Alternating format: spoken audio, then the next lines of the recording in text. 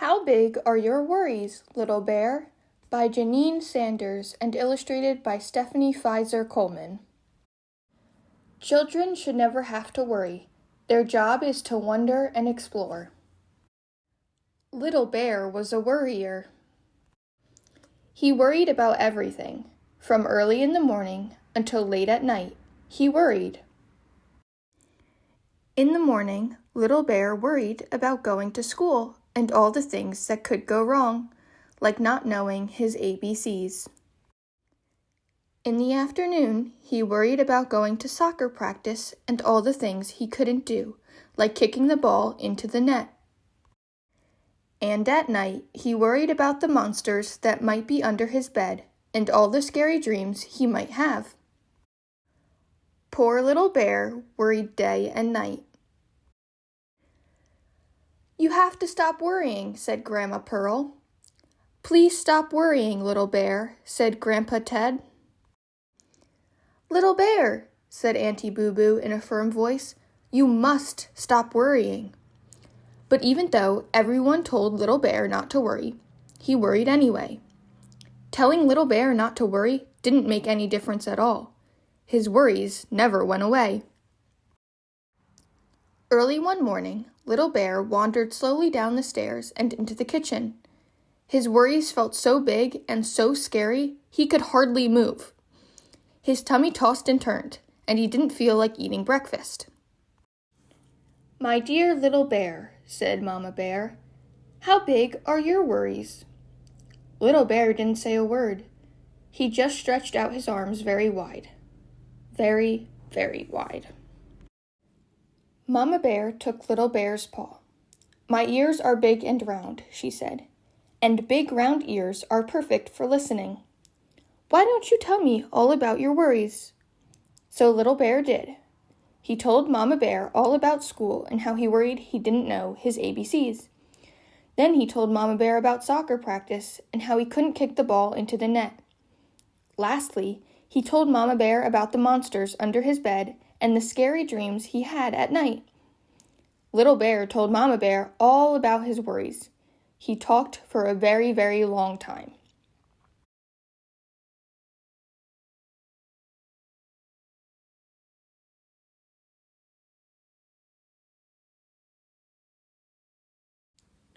Mama Bear listened carefully. She held Little Bear's paw and listened to every single worry. When Little Bear had finished, he felt a tiny bit better. "How big are your worries now?" asked Mama Bear. Little Bear spread out his arms. He spread them out not nearly as wide as before. "When we share our worries with someone who makes us feel safe," said Mama Bear, "they often become smaller." Mama Bear opened the kitchen drawer. "I have an idea," she said brightly. From the drawer, she took out a box of rainbow-colored pencils and 3 pieces of paper. "Little Bear," she said, "I want you to draw all your worries. I want you to draw every single one." So, Little Bear did. "How big are your worries now?" asked Mama Bear. Little Bear held out his paws. The space between them was as wide as his soccer ball. "My worries are not nearly as big as before," he said. "Good," said Mama Bear. "When we draw or write about our worries, they often become smaller." Then she folded the pictures in half and placed them in her pocket.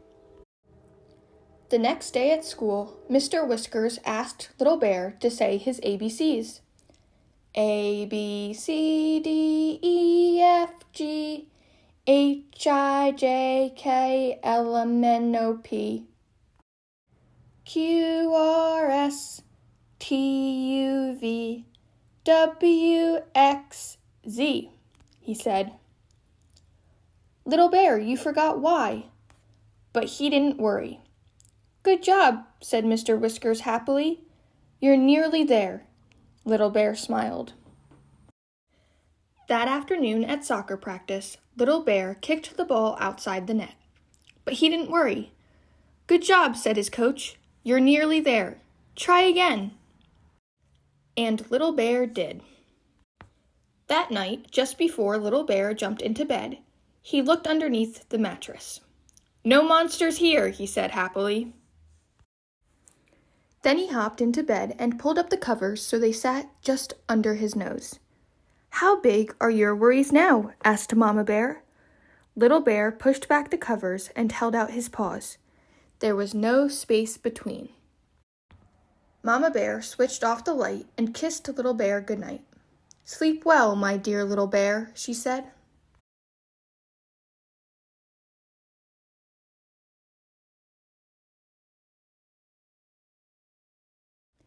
And Little Bear did.